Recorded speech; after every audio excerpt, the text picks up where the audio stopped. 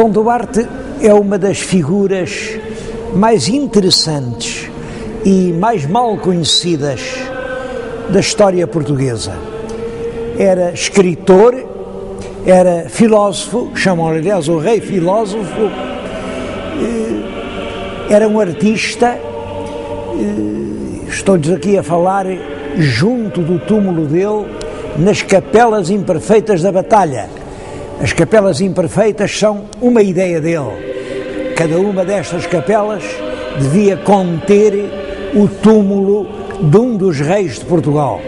Nos reinados seguintes ainda as obras continuaram, mas no reinado de Dom Manuel os gostos já eram completamente outros e realmente as capelas ficaram incompletas. É por isso que se chamam capelas imperfeitas.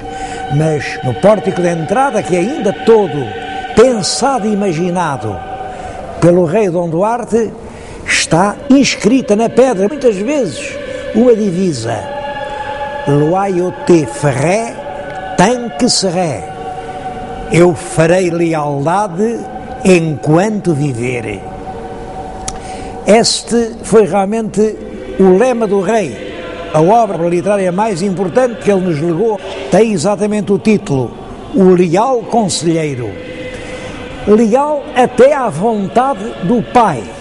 Como vimos, a derradeira vontade del rei Dom João I, a que disse aos filhos na hora da agonia, foi a que deveriam passar em África para continuar a conquista que ele tinha iniciado em Ceuta. El rei Dom Duarte logo sobe ao trono, não pensa em mais nada. A organização de uma grande expedição ao norte da África para conquistar Tânger, Arzila e todo o mais que se pudesse. A grande expedição organiza-se, é comandada por dois irmãos do rei, os infantes Dom Henrique e Dom Fernando, e sai do Tejo no dia 28 de agosto de 1437.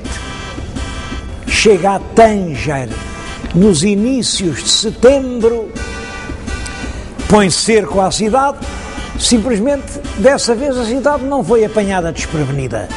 Os mouros sabiam que se preparava a expedição e estavam fortemente armados para a enfrentar. O infante Dom Henrique mandou fazer um palanque de madeira, como um fortim, e defendeu-se o mais bravamente que pode ser. A resistência ali, dentro desse palanque de madeira, aguentou 34 dias. Mas ao fim de 34 dias já não havia pão, já não havia água, os mortos eram muitos. E o infante Dom Henrique não teve outra solução senão a de fazer um acordo com os mouros, seus inimigos. Os mouros deixavam-no embarcar nos navios e voltar a Portugal, mas em troca os portugueses tinham que devolver aos mouros a cidade de Ceuta, conquistada em 1415. Para garantir a palavra que o infante Dom Henrique deu, deixou lá como reféns o irmão, o infante Dom Fernando. Estas notícias chegaram a Portugal no fim do mês de outubro e o rei, quando lhe dizem tem que entregar Ceuta para salvar o irmão, diz: mas Ceuta não é minha, Ceuta é portuguesa. Quem tem que responder não sou eu, são todos os portugueses. E então reuniu cortes na vila de Leiria e a resposta foi: não, Ceuta não pode ser abandonada. Portanto, o infante Dom Fernando, irmão del rei, fica entregue à sua triste sorte e assim tratado como um escravo no mais vil dos cativeiros. Dom Fernando morreu e o rei Dom Duarte também não aguentou muito tempo. Nesse mesmo ano de 1438, ao vir das cortes de Leiria, ele morreu. Disse nessa altura: era de peste. Disseram outros: não, o rei não aguentou aquele desgosto de entregar a uma morte angustiosa o seu próprio irmão. Eu não sei a verdade, sei que o rei filósofo morreu depois de apenas 6 anos de um atribulado reinado. E sucedeu-lhe no trono o filho mais velho, Dom Afonso, que tinha apenas 6 anos de idade.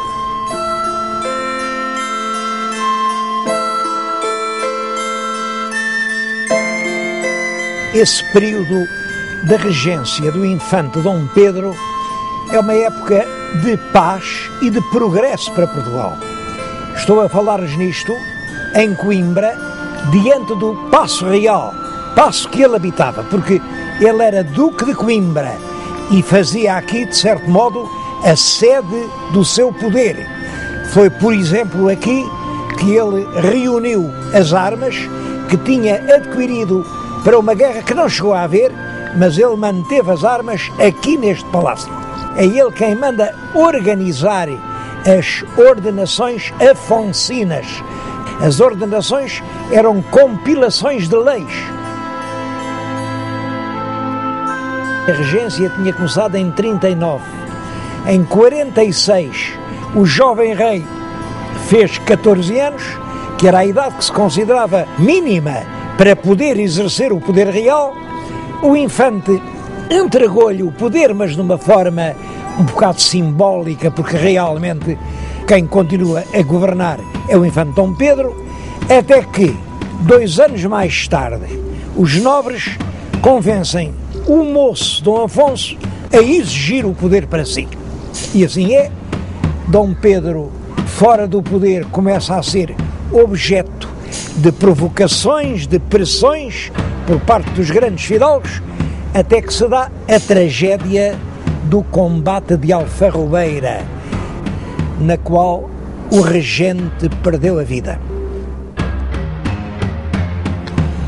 A época do rei Dom Afonso V ocupa todo o terceiro quartel do século XV. Essa época coincide com o fim da Idade Média na Europa e com o princípio da Idade Moderna. Os historiadores românticos gostavam muito de apresentar uma data, 1453. Essa data é realmente importante porque nesse ano os turcos conseguiram dominar a cidade de Constantinopla, a capital do Império Romano do Oriente. Esse feito comoveu profundamente toda a Europa cristã e, é claro, o Papa fazia grandes apelos a todos os reis cristãos. É preciso combater o turco, é preciso lutar contra os inimigos da cristandade.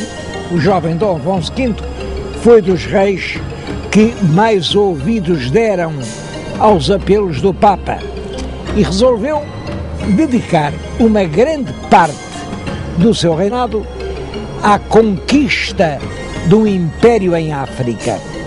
Ele realmente conquistou a cidade de Alcácer Seguer, depois fez 2 tentativas fracassadas para conquistar Arzila. Arzila era a chave para ocupar Tânger, para vingar a morte do infante Dom Fernando. À terceira, conseguimos realmente ocupar a cidade de Arzila, embora com um pesado preço de sangue, e quando os portugueses tomaram Arzila, os mouros saíram de Tânger, porque realmente defender Tânger já sem Arzila era impossível. É assim que o rei muda o seu título, ele até aí era rei de Portugal, e Dom Afonso V passa a chamar-se rei de Portugal e dos Algarves, da Aquém e da Além-Mar. Mas é também no tempo de Dom Afonso V que se inicia a grande gesta nacional dos descobrimentos. Essa gesta está ligada a um nome, o nome do infante Dom Henrique, que era tio de Dom Afonso V. Eu vim falar-lhes nele aqui em Sagres. O que estão a ver é o promontório de Sagres, mais longe fica ao cabo de São Vicente, e é aqui, nesta penedia, nesta falésia mística, que o infante Dom Henrique mandou construir a Vila do Infante. Eu devo dizer que hoje não sei ao certo onde seria a Vila do Infante. O que é certo é que ele viveu aqui no Algarve, esteve aqui em Sagres, e foi a partir daqui que ele dirigiu a Empresa Nacional dos Descobrimentos. Os escritores do século XIX criaram à volta disso uma verdadeira lenda mística. O infante aqui, nesta penedia, a olhar ao longe o mar, com os seus grandes sonhos de império. Outros inventaram a Escola de Sagres. Bem, não há nenhuma Escola de Sagres. O infante nunca deve ter perdido tempo aqui nesta penedia. O infante era um homem realista, era um homem que sabia bem o que queria. Por reação a essa lenda romântica, vários historiadores do século XX tentaram diminuir o papel do infante Dom Henrique na obra coletiva dos descobrimentos. Bom, e disseram, não foi só o Dom Henrique, também foi o Dom Pedro. É verdade, é verdade. E o infante Dom Henrique já continuava uma obra vinda de trás, porque já no tempo do Afonso IV a gente foi até aos Canárias. Tudo isso é verdade. Mas também é verdade que esses historiadores estavam ao sabor de um vento que soprava no seu tempo, que era desfazer os heróis. Eles tentavam apagar a lenda de heroísmo que fez do infante Dom Henrique o príncipe do mar, o infante de Sagres, o homem dos descobrimentos.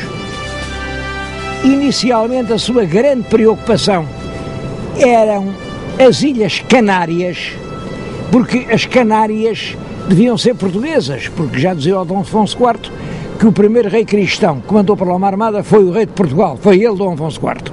Bom, a verdade é que o Papa deu as Canárias a um príncipe espanhol. Por isso, o infante Dom Henrique fez várias expedições para que as Canárias fossem portuguesas. E é num desses regressos de uma expedição às Canárias que o infante Dom Henrique manda ocupar umas ilhas que se viam ao longe, umas ilhas que já vinham em mapas antigos dos italianos, é a Madeira e Porto Santo. É importante que o grande colonizador da Madeira é o Zarco. O Zarco era um escudeiro do infante Dom Henrique, portanto, um criado da casa do infante Dom Henrique. E a Madeira revelou-se rapidamente uma grande fonte de riqueza. Foi de lá que vieram os grandes mastros que se punham nos navios maiores, porque lá havia florestas imensas. Dava tudo. Era a terra da promissão. Dava as uvas, dava um excelente vinho, que chegou até hoje a fama dele. É depois da Madeira que o infante Dom Henrique manda ocupar umas outras ilhas azuis que se iam no horizonte, e assim começa a ocupação portuguesa dos Açores, também com o escudeiro do infante Dom Henrique, que é o primeiro a ocupar a ilha de Santa Maria e a seguir a ilha de São Miguel. Depois o infante toma a peito descobrir todo o litoral africano. A primeira grande viagem é a de Gilianes, em 1437. É ele quem ultrapassa pela primeira vez o Cabo do Bujador.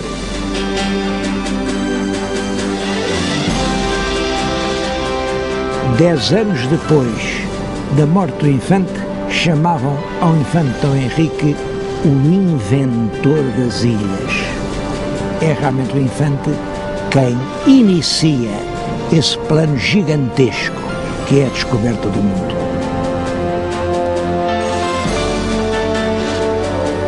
Em Espanha morreu o rei Henrique IV e, naturalmente, o trono ficou para a descendente, que era uma filha de 12 anos, Dona Joana. Houve, em todo caso, um grande partido que entendia que quem devia suceder ao rei, que era um fraco rei, devia ser a irmã, a princesa Isabel, que tinha o casamento já aprazado com o rei do Aragão, Fernando de Aragão. Portanto, se fosse Isabel que sucedesse no trono, teríamos a união das coroas de Aragão e Castela. Era a unidade ibérica. Uma grande parte da Espanha apoiava, por isso, a pretensão de Isabel ao trono de Castela. Bom, e até inventaram uma história, diz que a rainha Dona Joana não era filha do rei, porque a mãe da rainha, que era uma princesa portuguesa, era muito liberal, tinha concedido muitos favores lá um tal Dom Beltrão de la Cueva, e portanto chamavam à princesinha, por escárnio e desprezo, a Beltraneja. Ora bem, quando o rei Henrique IV morreu, deixou no testamento que a filha herdaria o trono, mas devia casar com o rei de Portugal, Dom Afonso V, que era tio dela. O rei de Portugal aceitou, quis ser rei de Castela, reuniu tropas para entrar em Castela, mas a aventura militar portuguesa foi mal sucedida. E numa batalha, a Batalha de Toro, em 1476, as esperanças portuguesas ficaram definitivamente perdidas. O nosso rei ainda foi tentar pedir a ajuda do rei de França, mas o Luís XI não lhe deu ajuda nenhuma e o nosso rei, amargurado, resolveu ir acabar os seus dias na Terra Santa. Mete-se a caminho e mandou uma carta para Portugal, para o Dom João II, que entretanto estava aqui, encarregado do governo, dizendo-lhe que ele ia para a Terra Santa e que Dom João II deveria subir ao trono e assumir o governo do país. Dom João II, logo que recebeu a carta, estava aqui em Santarém, eu estou-lhes a falar em Santarém, diante da Igreja de São Francisco. Ora, é exatamente aqui neste terreiro que Dom João manda armar um grande palco e faz a cerimónia da sua coroação, da sua aclamação como rei de Portugal. Ele precipitou-se porque o rei de França, que se considerava responsável por aquele seu hóspede real, mandou-o pôr no navio e ele desembarcou em Portugal. É claro que, a partir daí, Dom Afonso V é apenas uma sombra. Quem efetivamente governa o país é o filho, que ficou na história com o nome de Príncipe Perfeito.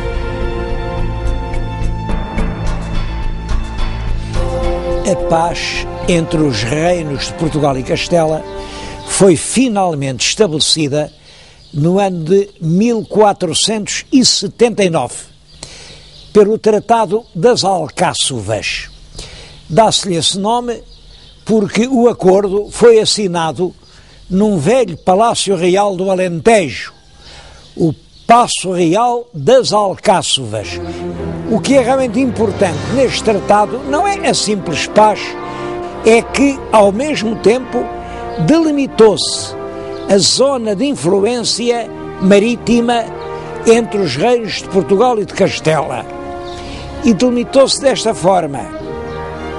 Pensa-se numa paralela, a paralela que passa na altura das Ilhas Canárias. Ora bem, Canárias abaixo, o direito de descoberta é de Portugal. Canárias arriba, o direito de descoberta pertence a Castela.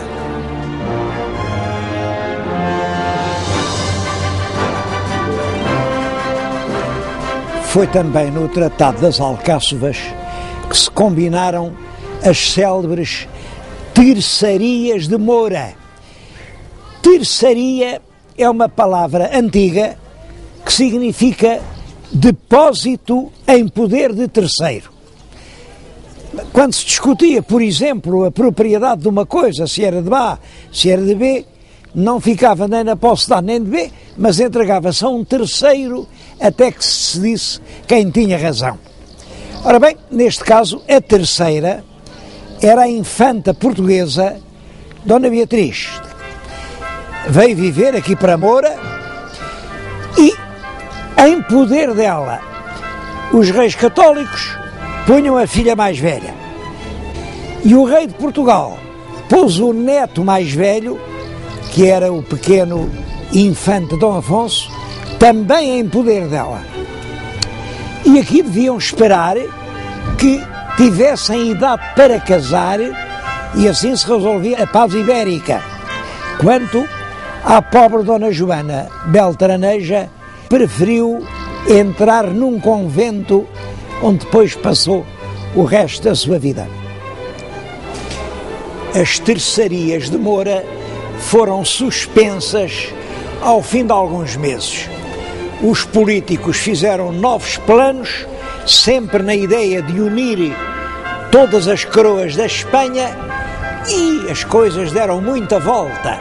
A verdade é que o tal infante Dom Afonso, filho do nosso futuro Dom João II, sempre acabou por casar com a princesinha Dona Isabel, herdeira do trono de Castela.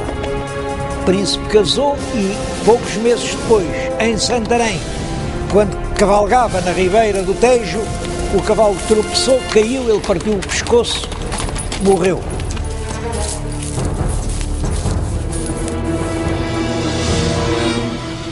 A viúva, que era muito jovem, veio a casar ainda com o nosso rei Dom Manuel.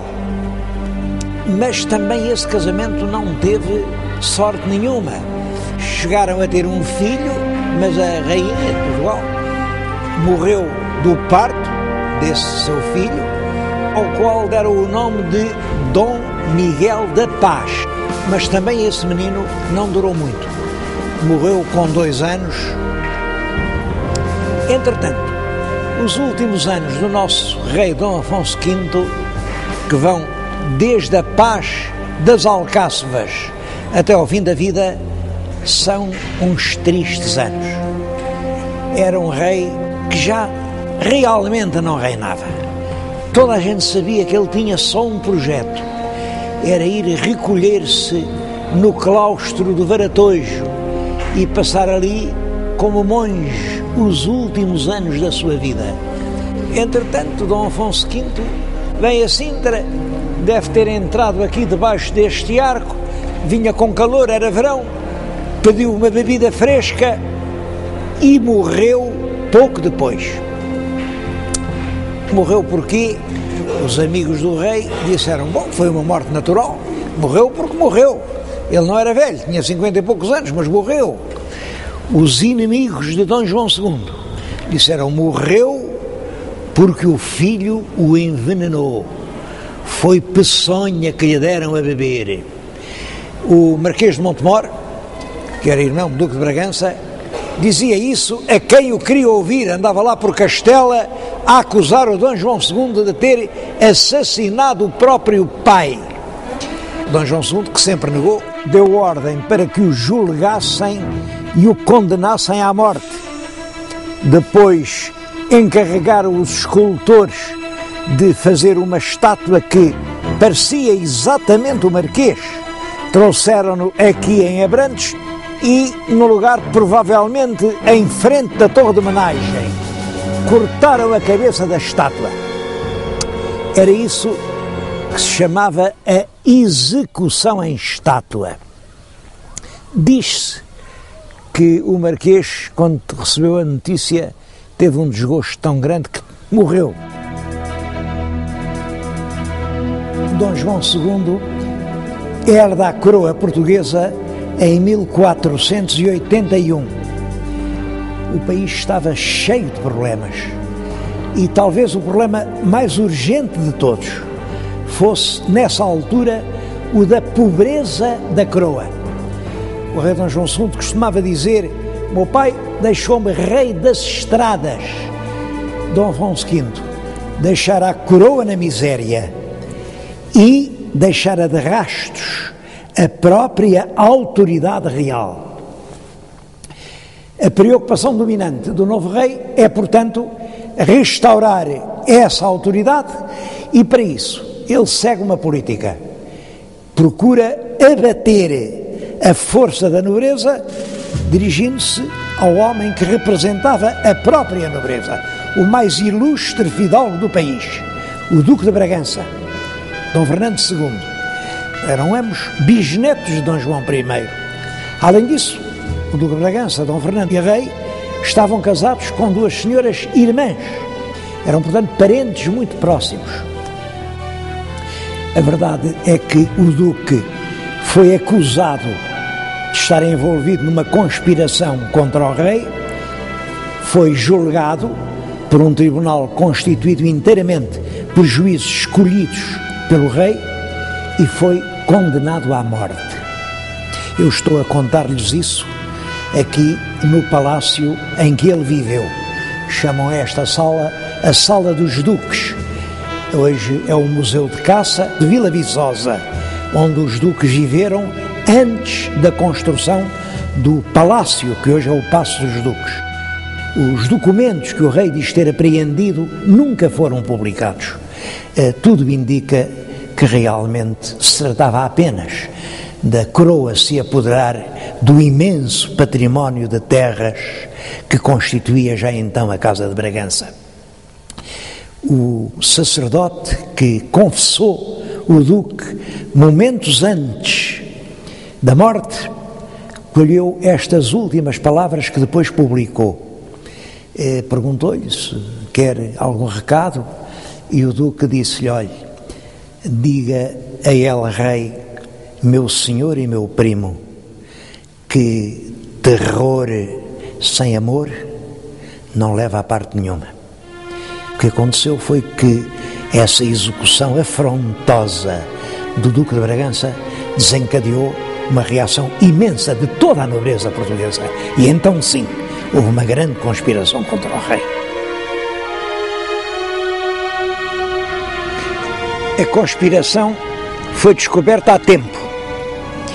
O Duque de Viseu, Dom Diogo, que era irmão da rainha e era primo direito do rei, e que vivia aqui no Castelo de Palmela, onde eu agora lhe estou a falar, foi chamado ao Paço Real em Setúbal e o rei mandou abater a golpes de punhal o bispo de Évora, Dom Garcia de Menezes, que fazia parte da mais alta nobreza portuguesa, foi metido aqui na cisterna que está debaixo daquela torre e horas depois deu numa dor muito grande e morreu envenenado.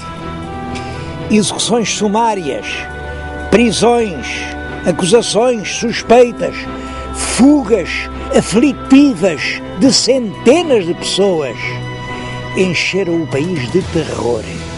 Realmente, Dom João II ficou por isso sempre um rei polémico. Os admiradores chamaram-lhe o príncipe perfeito e não há dúvida de que lhe devemos dois grandes serviços. O primeiro foi reconstituir a autoridade muito abalada do Estado. O segundo serviço é que é Dom João II quem tem o projeto da descoberta do caminho marítimo para a Índia. Como sabem, o problema era este. A Índia era a região produtora das especiarias. As especiarias vendiam-se na Europa por um elevado preço, mas eram compradas na Índia por mercadores muçulmanos, depois vinham para a Europa através de longas rotas do Golfo Pérsico ou do Mar Vermelho, aí eram embarcadas em navios e iam até aos entrepostos na Itália, e era na Itália que eles eram redistribuídos por toda a Europa, onde chegavam caríssimas. Ora, se fosse possível comprar na Índia e desembarcá-las em Lisboa, no Terreiro do Paço, nós ficaríamos nas mãos com o melhor negócio do século. 3 grandes viagens prepararam o descobrimento do caminho marítimo para a Índia. A primeira é a viagem de Diogo Cão. Eu estou a falar-lhes precisamente junto de um dos mais comoventes documentos que se guardam nos museus portugueses. É um padrão que o navegador Diogo Cão escudeiro da casa do rei Dom João II, mandou colocar no Cabo de Santo Agostinho, quando ia ao longo da África à procura de um caminho marítimo para a Índia.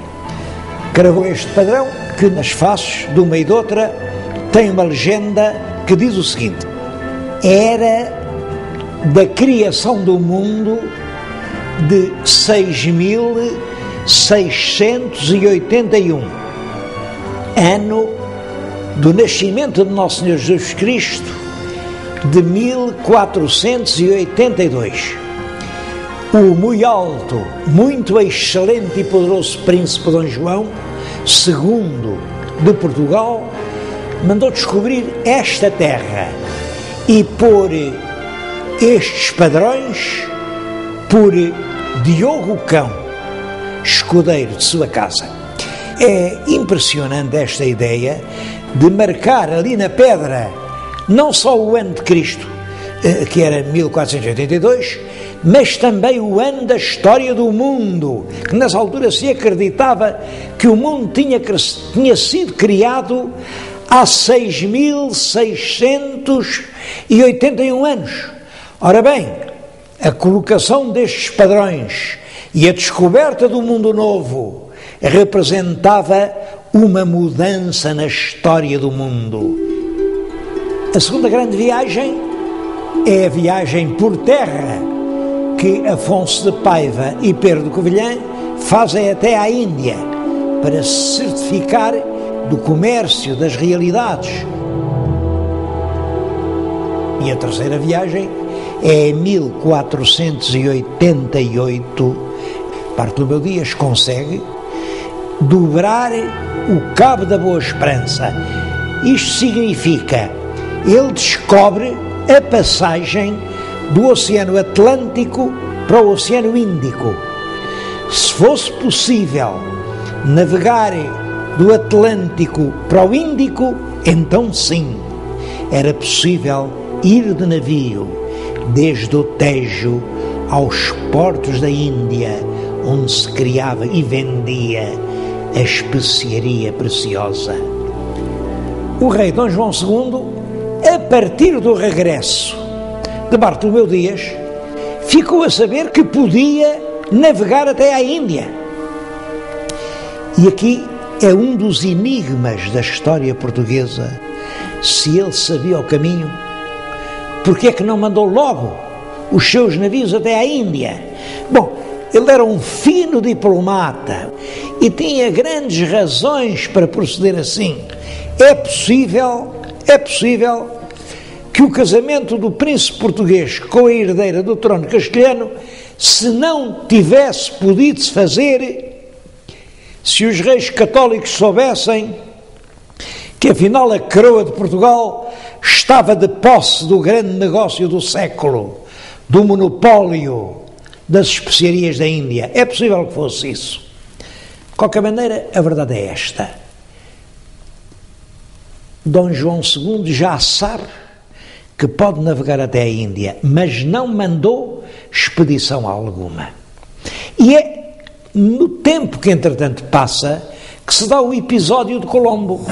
Cristóvão Colombo era um genovês que vivia em Portugal, certamente tinha conhecimento desse projeto dos reis portugueses de fazerem a ligação direta entre a Europa e a Ásia, e como isso ainda não tinha sido descoberto, julgava ele, apresenta um projeto novo a El Rei Dom João II. O projeto aparentemente é muito simples. Se o mundo é redondo, para ir à Índia, tanto se pode navegar para o Oriente, no sentido do nascer do Sol, como para o Ocidente, porque numa esfera todos os caminhos vão dar ao mesmo ponto. E ele propõe sair de Lisboa, navegar sempre para o Ocidente, no sentido do Sol, e assim acabará chegando à Índia. O nosso rei Dom João II viu o projeto, mandou-o estudar pelos seus cosmógrafos e rejeitou. Disse: não, o seu projeto não nos interessa. Cristóvão Colombo vai para a Espanha e oferece esse mesmo projeto aos reis católicos. E os reis católicos aceitaram o projeto. Realmente deram-lhe navios, deram-lhe uma tripulação, navega sempre no sentido do sol e acaba por chegar a umas terras que não estavam nos mapas e que ele pensa que são as ilhas japonesas. Dali à Índia não é longe e, portanto, acredita que realmente descobriu as Índias, e é essa notícia que manda para a Espanha. Colombo, depois da descoberta lá das suas Índias, não volta à corte dos reis católicos, volta à corte de Dom João II e vai dizer-lhe: eu já descobri a Índia. Bom, e a verdade é que ele faz-se acompanhar por os indígenas de uma cor parda e tem o cabelo liso. O cabelo não é encarapinhado como eram todos os nativos que o rei Dom João II conhecia. E pensou o diabo, se calhar estes são mesmo da Índia. E disse ao Cristóvão Colombo: bom, mas essas ilhas que acabas de descobrir são da coroa de Portugal, porque nós temos um tratado com Castela, que é o Tratado das Alcáçovas, que diz que tudo o que ficar para baixo do paralelo das Canárias pertence à coroa de Portugal. Colombo diz que naturalmente que não, ele navegou ao serviço dos reis católicos e, portanto, aquelas ilhas pertencem aos reis católicos. E Dom João II vai entabular negociações com os reis católicos para estabelecer as áreas de influência, para marcar o mar português e o mar castelhano. E é assim que se estabelece o Tratado de Tordesilhas. Agora a linha divisória já não é uma paralela, é o meridiano que passa 370 léguas a ocidente das ilhas de Cabo Verde. O que ficar para oriente dessa linha pertence à coroa de Portugal. O que ficar para ocidente dessa linha pertence à coroa de Castela. Ambas as partes ficaram muito contentes com esse acordo, porque tanto uns como outros julgaram que tinham enganado o adversário.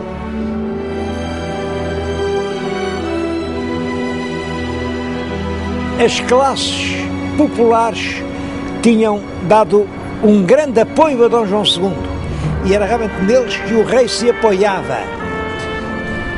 Uma frase que ele disse e que ficou célebre foi esta: uma nação é como o mar, tem muito peixe, há salmonete e há sardinha. Salmonete é caro, faz-se pagar, é difícil de encontrar, ao passo que a sardinha é saborosa, é barata e há que se queira. Eu, por mim, prefiro a sardinha. É claro que se referia à nobreza e ao povo. E o povo reconhecia-o como seu protetor.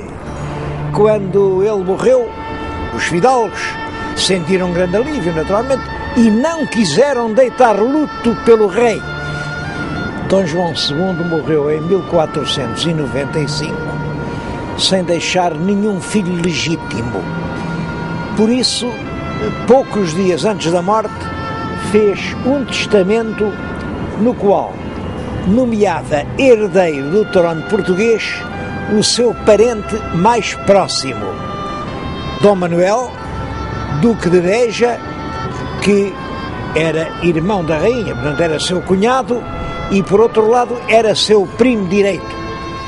Nesta época, estamos no fim do século XV, a Espanha afirmava-se cada vez mais como uma das mais importantes nações da Europa. A Espanha queria dominar a Europa, como é que não havia de dominar a península toda?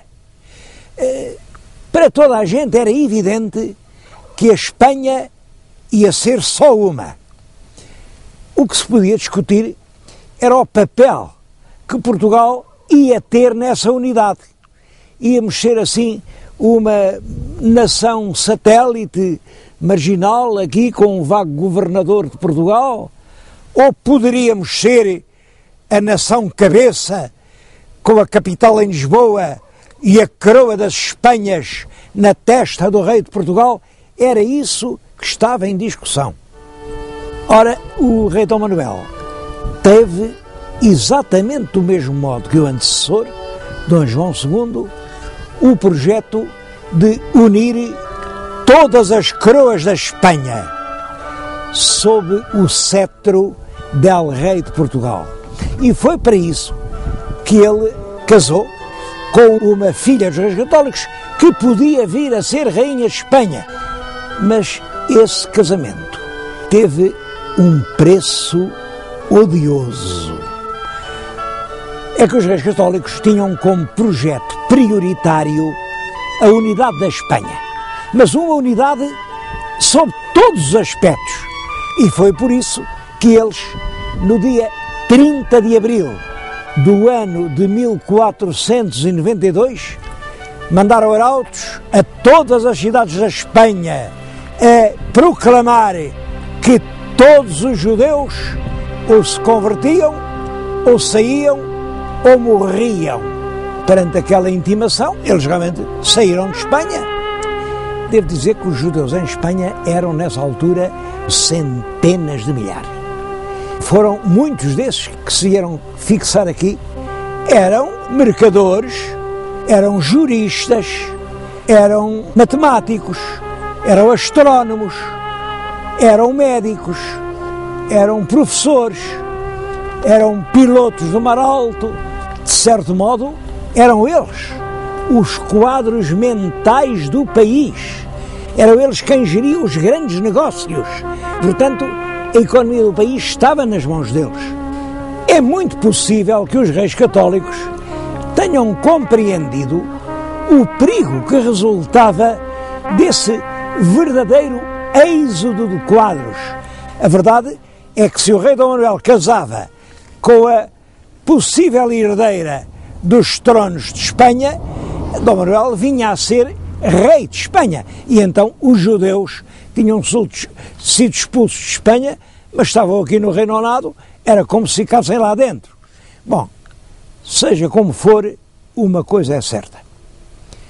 Os reis católicos, para o nosso Dom Manuel poder casar com a filha, impuseram uma condição.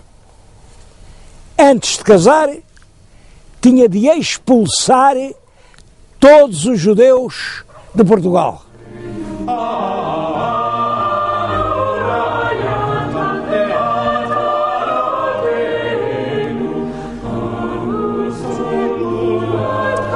O nosso rei Dom Manuel, na véspera do Natal do ano de 1496, mandou proclamar em todas as terras e vilas do país ordem para os judeus saírem de Portugal até ao mês de outubro.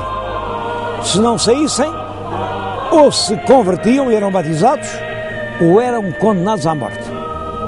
Mas, ao mesmo tempo, também deu ordem para na fronteira não deixarem passar judeu nenhum, para nos portos marítimos não deixarem embarcar nos navios judeus nenhuns.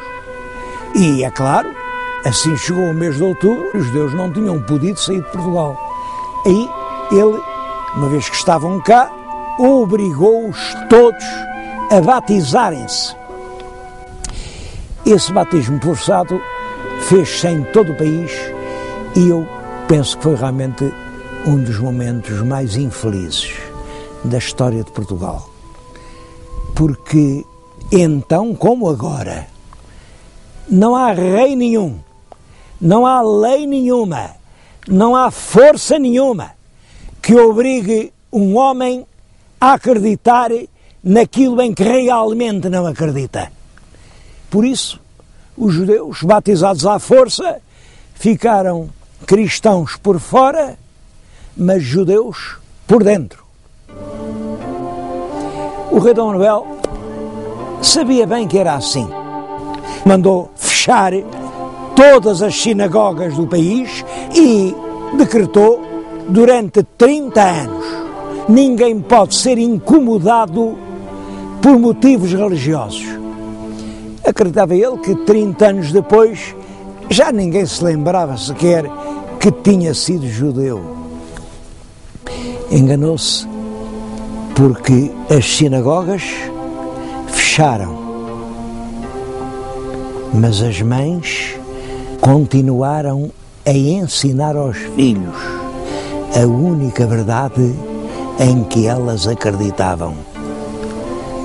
30 anos depois, milhares de portugueses acreditavam que o Messias ainda está para vir ao mundo, que a lei nova é uma impostura e que a verdade verdadeira é a que a lei velha nos ensina.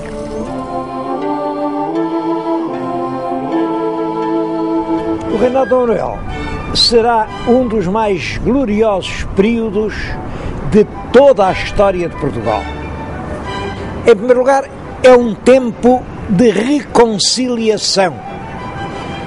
Os nobres imigrados, que eram muitos, voltaram a Portugal, a Casa de Bragança foi restaurada, todos os imensos bens que lhe tinham sido confiscados e que agora pertenciam à coroa foram-lhe restituídos.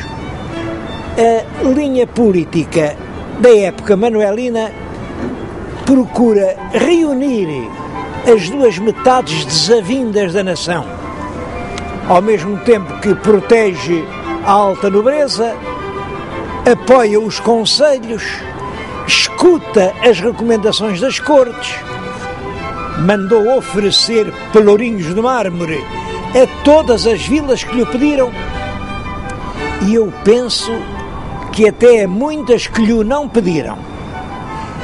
Usou todos os processos de atrair a si a simpatia das classes populares. São também de seu tempo as grandes reformas que introduziram a ordem e a legalidade na administração pública. Primeiro, a reforma da Fazenda, que veio regularizar e tornar mais eficaz a cobrança dos impostos. Depois, a reforma dos pesos e medidas fez que em todo o nosso país as medidas, quer de capacidade, quer de comprimento, fossem iguais.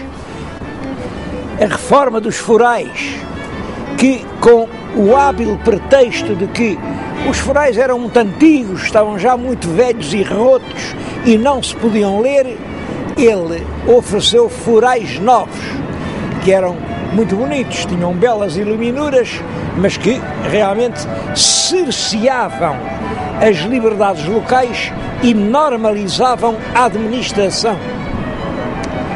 As ordenações manuelinas foram publicadas em 1514 e que são o primeiro conjunto sistemático, metódico de legislação portuguesa. A atividade cultural foi também intensa. Construíram-se por todo o país monumentos, alguns dos quais de uma extrema importância, como por exemplo esta Torre de Belém, e que representa uma espécie de proclamação triunfal.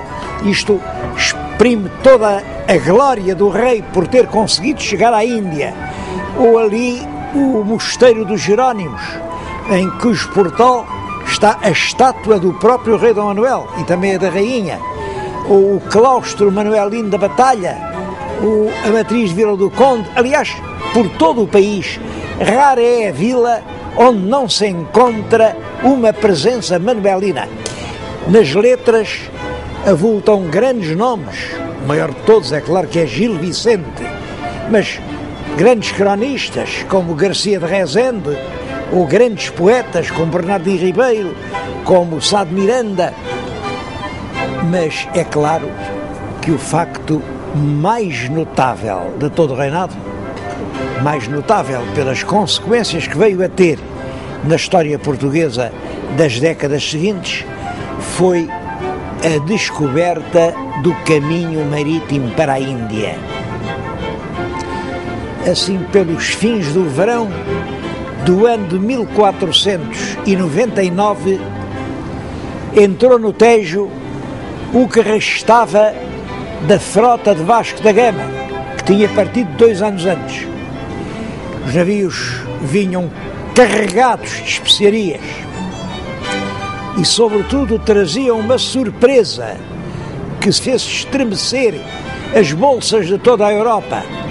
Afinal, era possível carregar diretamente nos portos da Índia os navios e descarregá-los aqui nos portos das cidades europeias. Claro que o rei não perde tempo, manda organizar agora uma grande armada, 13 grandes naus, comandadas por Pedro Álvares Cabral, e manda-os caminho da Índia. Mas na viagem de ida, por alturas da Páscoa do ano de 1500, eles avistaram umas terras novas, a que puseram o nome de Terra de Veracruz. Um escriturário que ia a bordo de um dos navios, que era Pero Vaz de Caminha, registou com muitos pormenores todos os acontecimentos dos primeiros contactos entre os navegadores portugueses e os selvícolas que encontraram na selva brasileira. Esse documento é uma das obras-primas da nossa literatura de viagens e já com toda a razão se lhe chamou a certidão do nascimento do Brasil. Essas novas terras ao ocidente desenvolveram-se rapidamente com a ação dos portugueses. A colonização sistemática e oficial ordenada pelo rei só começa, todavia, em 1530, com a fundação da cidade de São Vicente e a instalação do primeiro engenho de açúcar. É certo que, passados mais de 20 anos, um outro grande navegador português, Fernão de Magalhães, tentou encontrar uma outra rota para chegar da Europa à Ásia. Era a rota do Estreito de Magalhães. Saía-se do Atlântico, entrava-se no Pacífico, atravessava-se todo o Oceano Pacífico e entrava-se no Índico. Mas a verdade é que essa rota revelou-se impraticável para a navegação comercial e a Rota do Cabo continuou a ser a única. O comércio das especiarias orientais ficou assim nas mãos dos portugueses e a cidade de Lisboa tornou-se um importante centro de comércio marítimo. Deixou de ser uma pequena cidade quase ignorada na Europa para ser realmente uma grande cidade europeia. E a partir dos portos indianos, os portugueses expandiram-se numa imensa zona no Oceano Índico e no Oceano Pacífico. Missionários e mercadores portugueses penetraram na China e, depois de várias tentativas, em 1557, o mandarim de Cantão autorizou-os a instalarem-se definitivamente na cidade de Macau, cidade que veio a ser, até ao princípio do século XIX, o principal e quase único entreposto que ligava a China à Europa.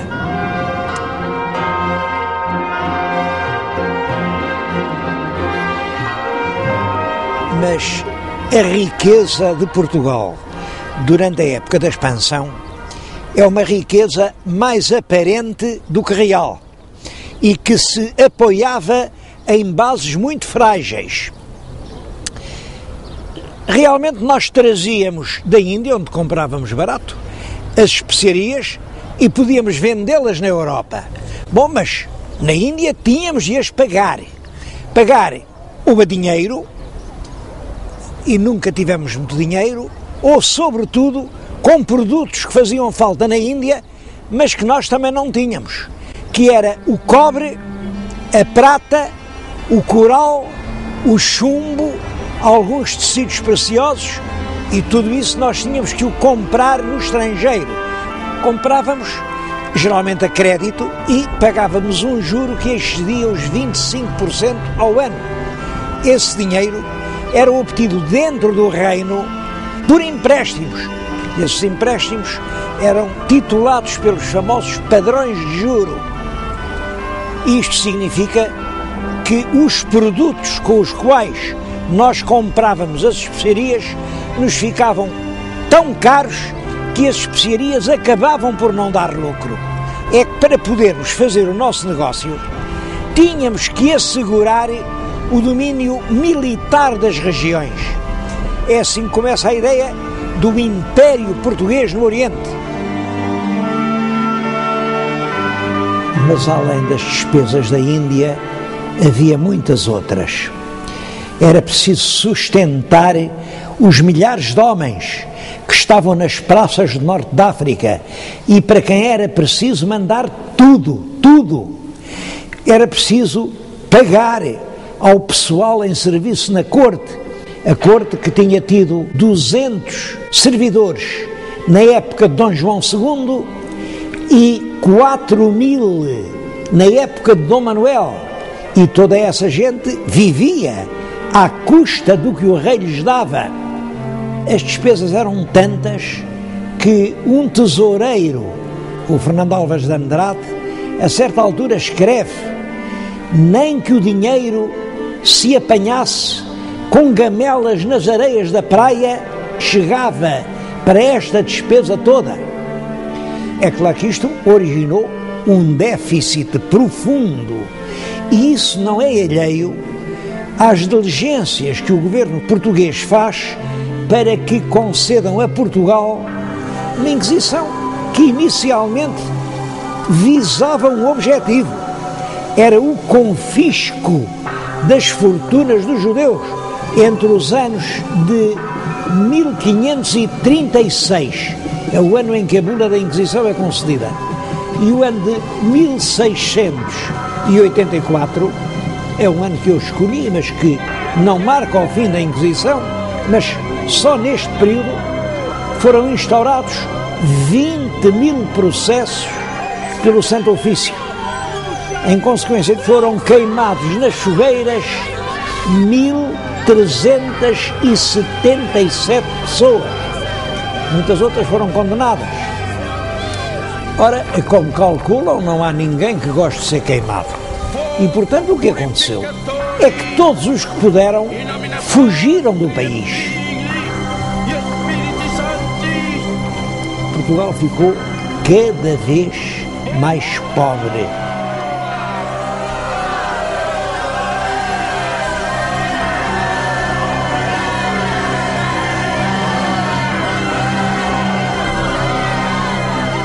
E é em plena crise que morre o rei Dom Manuel, que lhe sucede no trono o filho mais velho, que é o rei Dom João III, e como o rei Dom João III, à data da morte, não tem nenhum filho, quem lhe vem a suceder no trono é um neto que, quando herda a coroa portuguesa, tem apenas 3 anos de idade.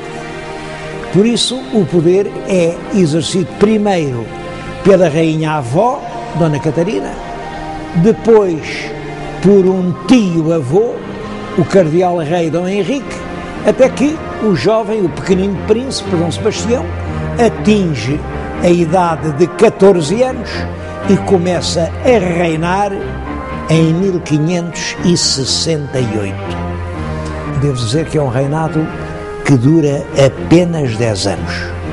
El Rei Dom Sebastião foi rei a sério, desde os 14 até aos 24 anos, porque em 1578 ele realiza o grande projeto da sua vida, uma expedição militar em que empenhou todos os recursos do país, vai até ao norte da África e tenta recuperar para a cristandade o Império Marroquino.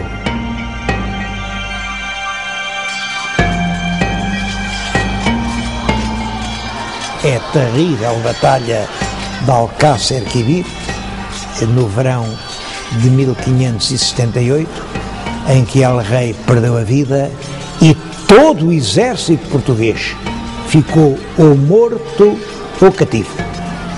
Houve só 4 fugitivos que se salvaram desse destino. A verdade é que ninguém disse que viu morrer o rei. Era, nessa altura, uma desonra alguém dizer: eu vi morrer El Rei e não dei a vida por ele. O cadáver de Dom Sebastião apareceu nu, coberto de feridas, e foi restituído a Portugal. Está hoje encerrado no mosteiro dos Jerónimos. Mas como ninguém viu, ficou a lenda: talvez o rei não morresse, talvez o rei esteja vivo, esteja à espera da hora certa para voltar a Portugal. É assim que nasce a lenda sebastianista.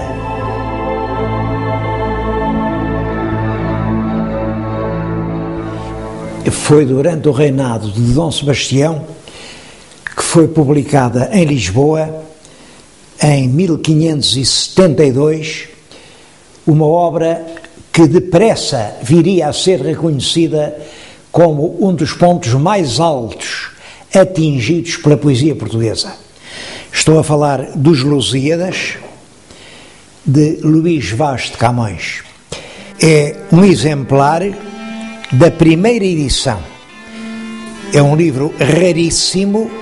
O tema da obra é a viagem de Vasco da Gama para a Índia, mas a propósito da viagem ele consegue contar toda a história de Portugal e por detrás dos versos grandiosos que se referem a esses temas vê-se que está também a narrativa da sua vida de escudeiro perseguido, torturado, que percorre o mundo e a quem é negado o justo prémio dos serviços que ele sabe estar prestando à pátria. Esta obra tem a maior importância. Primeiro porque depressa ela se identificou com uma espécie de consciência portuguesa. A camada culta dos portugueses viu nos Lusíadas o livro nacional. Claro que Camões não fez apenas os Lusíadas, mas foi este o único livro que ele pôde publicar em sua vida. Ele deve ter morrido em 1580 e 15 anos depois os admiradores reuniram num volume as poesias líricas que andavam dispersas por vários cancioneiros. A primeira edição, também hoje muito rara, é esta: Rimas ou Ritmas de Luís de Camões. É claro que apresenta aqui apenas uma parte da obra lírica do grande poeta.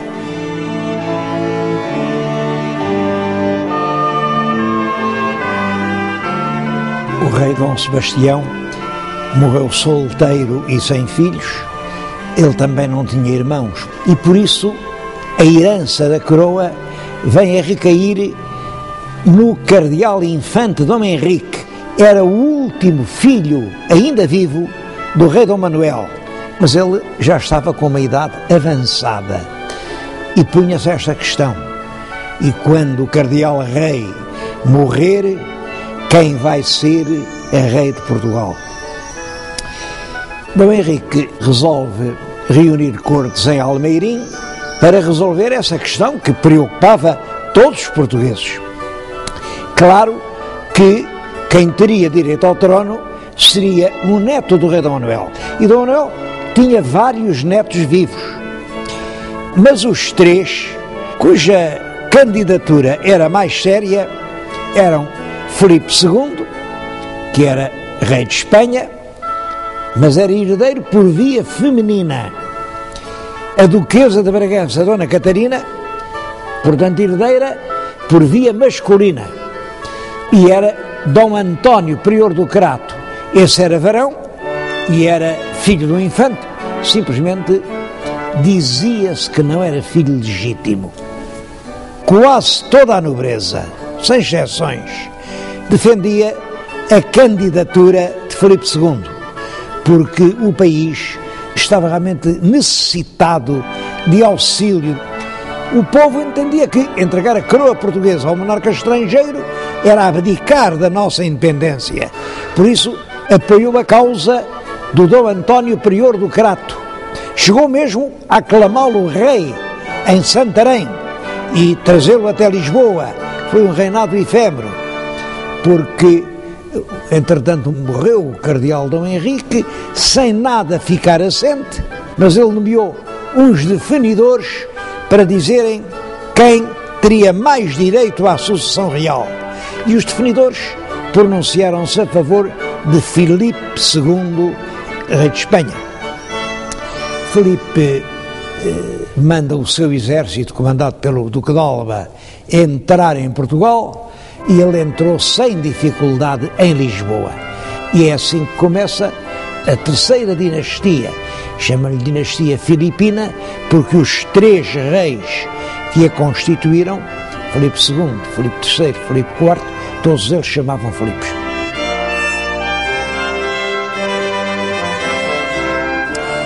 Filipe II escolheu para lugar da sua aclamação a entrada do Convento de Cristo em Tomar.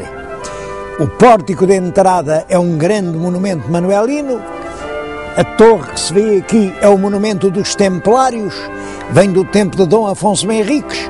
Portanto, tudo isto tinha uma forte carga simbólica. Era o próprio coração histórico de Portugal. Filipe fez ainda questão de jurar, cumprir uma série de obrigações. Eram 25 capítulos, cada um com uma obrigação.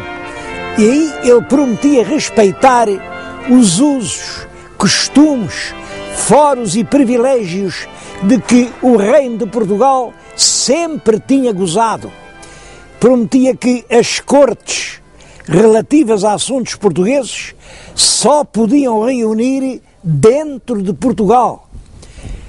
Prometia que se houvesse vice-rei ou governador em Portugal, teria de ser português. Todos os cargos, altos e baixos, em toda a administração do Estado, só podiam ser providos por portugueses. Todas as guarnições das fortalezas, quer aqui no Reino, quer no ultramar, só podiam ser formadas por soldados portugueses. Todos os tratos da Índia e da Guiné, e as feitorias, e o comércio, tudo isso ficava a pertencer exclusivamente aos portugueses. Na moeda, os cunhos e armas seriam apenas os de Portugal, sem qualquer outra mistura. Todos os documentos relativos à administração de Portugal tinham que ser escritos em língua portuguesa.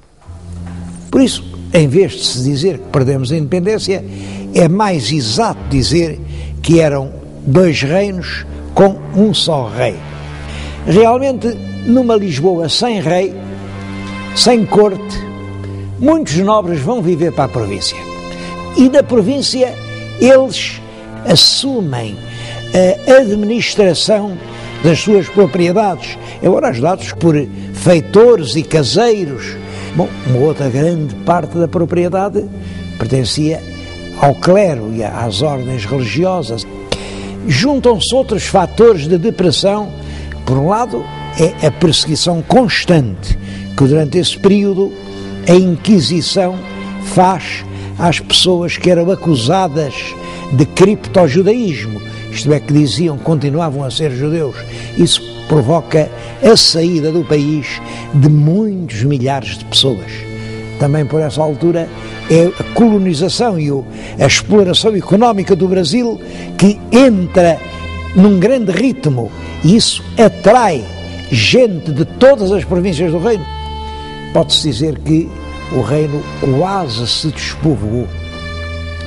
Mas a consequência mais grave do domínio filipino foi que nós perdemos a nossa tradicional posição de neutralidade europeia. Nos conflitos europeus, esses conflitos eram fundamentalmente entre a Casa da Áustria e a Casa da França. E Portugal, entre as duas, permanecia neutro. Mas agora nós éramos um dos vários Estados da Casa da Áustria. E, portanto, isso atraiu-nos a inimizade e os ataques de todos os inimigos dos Áustrias, que eram a Inglaterra, que eram os Países Baixos, aos ataques franceses ao Brasil. Os ingleses na Índia ocupam-se das nossas possessões e isso teve consequências muito negativas para o comércio português. É claro que os ataques ao Brasil e a necessidade de nos defendermos obrigaram a certa altura a Espanha a impor impostos pesados para a defesa brasileira. E quando o Conde Duque de Olivares, ministro Filipe IV, vem tentar cobrar impostos, isso provoca uma rebelião, principalmente no Alentejo, e que teve a sua sede em Évora. Não se sabe ainda hoje ao certo quem eram os chefes da rebelião. Sabe-se que os papéis que apareciam aqui nas esquinas da cidade a dar instruções para a revolta vinham assinados pelo Manuelinho de Évora, um pobre tonto irresponsável. Toda a gente sabia que o Manuelino não fazia nada daquilo, mas a revolta ficou conhecida com o nome de Manuelinho de Évora. Foi em 1637. Os Filipos, com alguma dificuldade, isso ainda demorou algum tempo, conseguiram debelar a revolta popular e os nobres mantiveram-se sempre à margem. Mas em 1640, quando os nobres são chamados para ir tomar parte na repressão da revolta da Catalunha, porque a Catalunha tinha-se revoltado contra a monarquia espanhola e os nobres portugueses foram chamados para ir tomar posição no exército que devia reprimir essa revolta. Esse facto levou, naturalmente, os nossos fidalgos a pensar: a guerra por guerra é melhor fazê-la em Portugal do que longe, lá na Catalunha, um assunto que não nos diz nada. E foi assim que deflagrou em Lisboa a revolta do 1º de dezembro de 1640. Como sabem, chama-se a essa revolta a Restauração. Os nobres conjurados tinham ido a Vila Viçosa e tinham convencido o Duque de Bragança, Dom João, a aceitar a coroa portuguesa. Dom João era o neto daquela Dona Catarina que, em 1580, se tinha apresentado como pretendente à coroa portuguesa. Dom João aceita, depois de alguma hesitação, ditada pela prudência, e é assim que se inicia a 4ª dinastia, que vai desde Dom João IV até à proclamação da República em 1910.